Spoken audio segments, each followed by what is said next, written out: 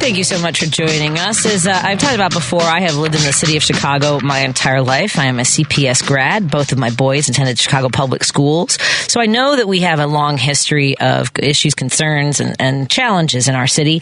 What is happening now is I can't even wrap my mind around it. We know that on Friday, the entire Chicago Public School Board resigned. And today, Mayor Johnson held a press conference in which he announced the nominations of 7 people to replace him. There's a lot of moving parts to this. I wanted to welcome Alderman Gilbert Villegas of the 36th Ward to join us, and a very good friend of mine. So grateful to have you on the show, sir. How I don't know if I should just ask you, how are you doing today? Well, I'm doing well, Patty, and I hope that you're doing well. I hope your listeners are doing well. It's a beautiful day, and October looks like it's going to, this next week in October looks like it's going to be beautiful, so.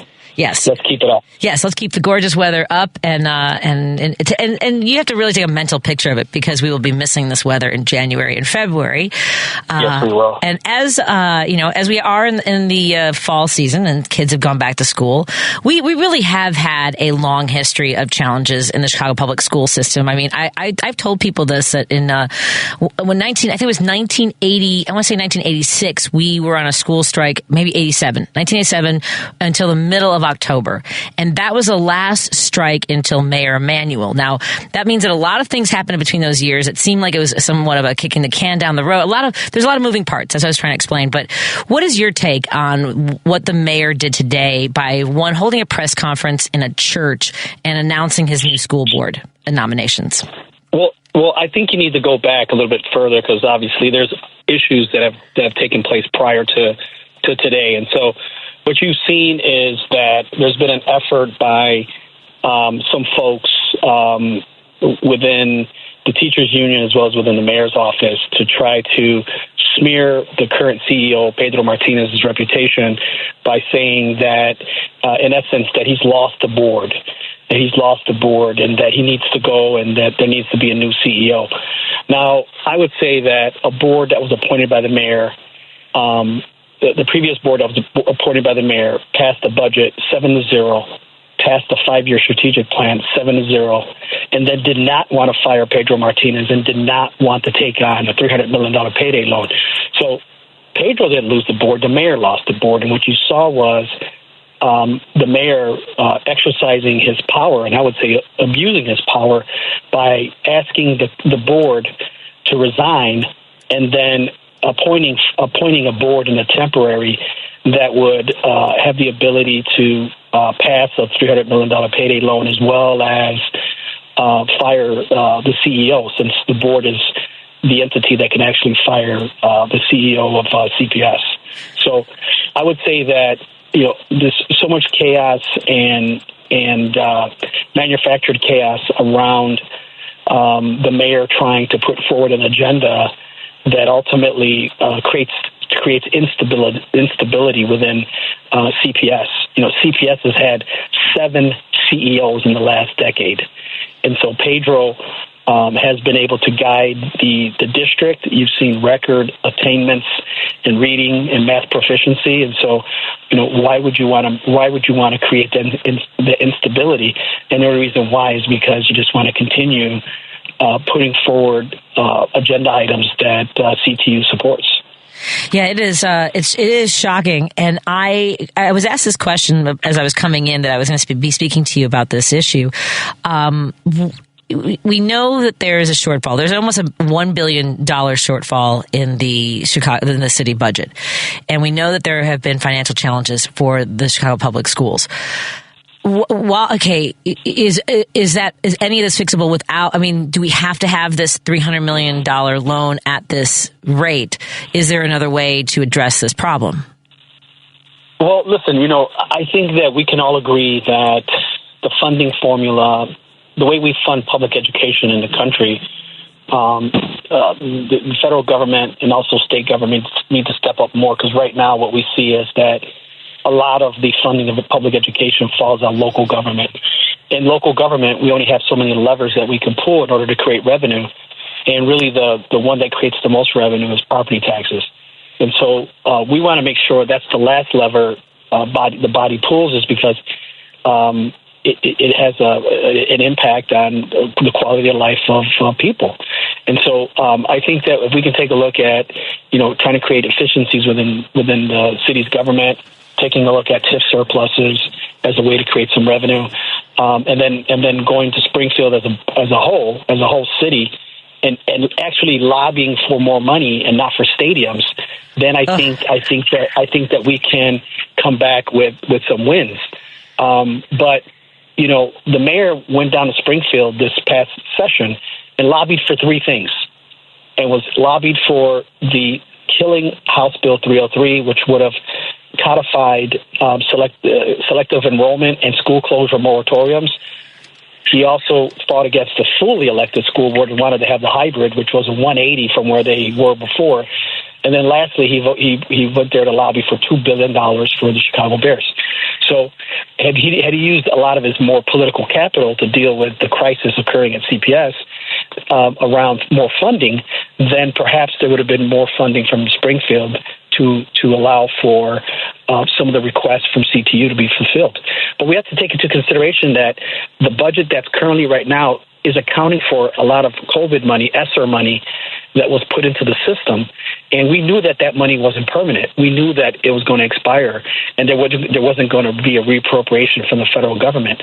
So we should have used that money strategically, or I should say CPS should have used that money more strategically, and then taken into account that money's temporary. But what you're seeing is the union's putting a lot of pressure on CPS to say, no, this is the current headcount that we want and the services that we want to provide. But unfortunately, the money's not there. So to answer your question, the mayor could declare in his budget a larger TIF surplus that would allow for the taxing bodies to get more money, which is CPS is one of the taxing bodies. They receive 52% of the Cook County tax bill, so that would allow for them to get some additional revenue. Remember, CPS does not have a mechanism to create revenue. They're reliant solely on property taxes, state funding and federal funding in order to fund public education.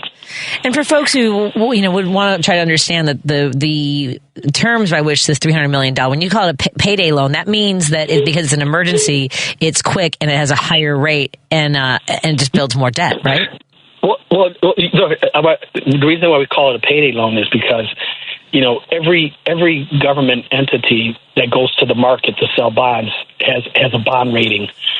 And unfortunately, CPS has the worst bond rating, not in the state, but in the country. Holy crap.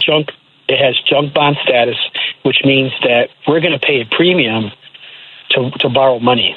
So if you take a look at, other bonding authorities that have good bond ratings, they would, if they were a AAA, you'd have a lower interest rate. But since we're a junk bond status, the worst in the country, means that we have to pay a premium for that money. So in essence, we would borrow $300, but over the course of the bond, we had to pay back $700 million. Holy crikey, Alderman. Right, and it's not good, and it's never good to bond money to pay for operations. So that would be like you taking your credit card in order to pay for things that are above what your budget accounts for. So if you make $10,000 a year, but you're spending $12,000 and putting $2,000 on a credit card, that means the next year you're making $10,000, but then you're getting $4,000. Now you have $4,000 in debt because you want to keep that $12,000 quality of life there. So that's the problem, is that there hasn't been a lot of fiscal responsibility around this department, and unfortunately, we need to figure out how to bring Rochester State CPS needs to figure out how to get more revenue, but $300 million payday loan is not the way to do it. It's not the responsible way to do it. No, it's absolute madness. And you mentioned his trips, Mayor. Again, we're talking to Alderman Gilbert Villegas of the 36th Ward, and today Mayor Johnson held a press conference in which he announced nominations for 7 new school board members, and there's a lot of complications because we are in the middle of the election season, in which there are going to be there are board candidates, school board candidates running for office. who will there's a hybrid, right? That's the plan. There's going to be a hybrid of his appointees plus then these incoming electeds. Is that right? And that they won't take office until 2025. January. Yeah, correct. So in January, what you'll see is 10 elected school board members and 11 appointed by the mayor. And what we're looking for is to have the General Assembly amend the elected school board to require that the 11 that are going to be appointed in January at least get confirmed by the city council. Listen, that's not unprecedented. We do that for the Chicago Transit Authority. We do it for the Chicago Housing Authority, city colleges, the Park District. When the mayor nominates board members to those respective bodies, the city council has the authority to confirm them.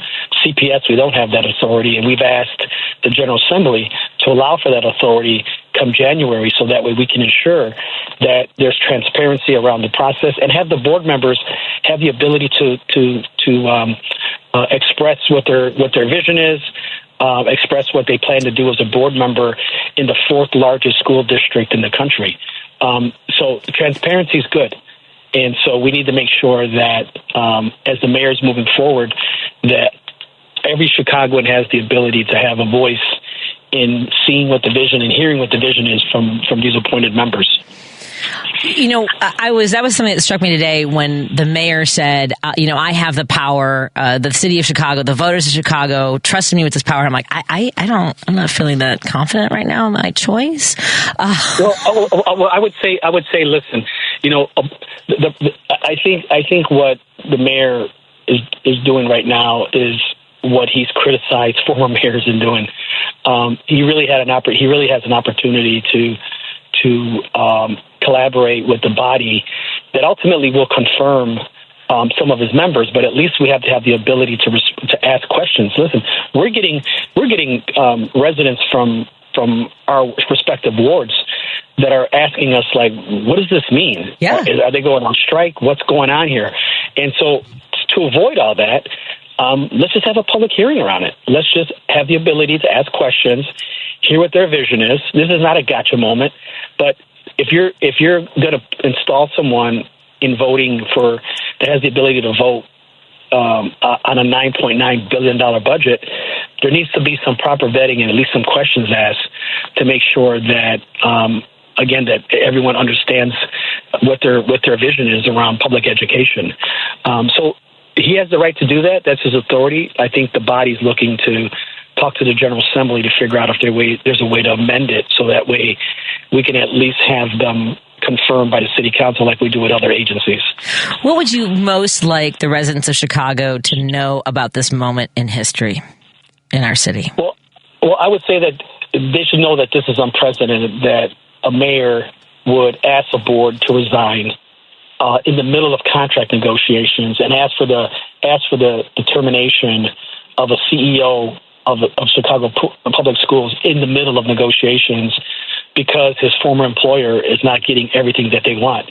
Listen, this thing has been riddled with conflicts of interest, and I've been calling for an independent arbitrator from the get-go because you have too many conflicts of interest. So let me point them out for you. Number one, you have the deputy mayor of education that works for the mayor that was the former chief of staff for Stacey Davis Gates in CTU. She's the deputy mayor of education. Then you have the current chief of staff for Mayor Brandon Johnson, who's a former state senator who received $14,500 from CTU. And then you have the former mayor, who's the former lobbyist for CTU. And they're all in discussions around CTU contracts. That's a conflict of interest. I think that we should be making sure that the teachers get a fair contract, but we should also make sure that the residents of Chicago, the taxpayers of Chicago, get a fair contract too. What we don't want to do is just provide and give everything away when we know that we can't afford that. So we got to figure out how to do this in a responsible manner. And the way to really do that is to get an independent arbitrator that will allow for the ability and the optics to have no conflicts of interest. You know, the mayor said initially that who best than to have a friend that's sitting across from you to say no, and it looks like he's forgot about that statement. I remember that moment. I want to thank you so much for your time. I know that it's a very busy day. I'm sure you're getting a lot of phone calls from constituents, from your fellow alder people. And I know that, is it 41 have signed on to this letter, wanting, as you mentioned, more transparency, more participation in the process. Are we at 41? I mean, it's significant. So I'll say this. This is how significant it is. 41 aldermen, over 80% of the body has said that they want to call for hearings just to hear from the outgoing board members and as well as the new board members, just to hear what their vision is and what their plan is around the direction of CPS. Transparency is good. Unfortunately, right now, I don't think the mayor is going to partake in this, and that's unfortunate because this would have been a great time to collaborate and figure out as a city what we can do to advocate for additional resources in D.C. and in Springfield around the funding of public education. Indeed. Thank you so much, sir. We'd love to have you back as soon as things continue to develop, if your time allows. And I really appreciate your time today. Thank you. I appreciate it, Patty. Have a good one. You too. Thank you, sir.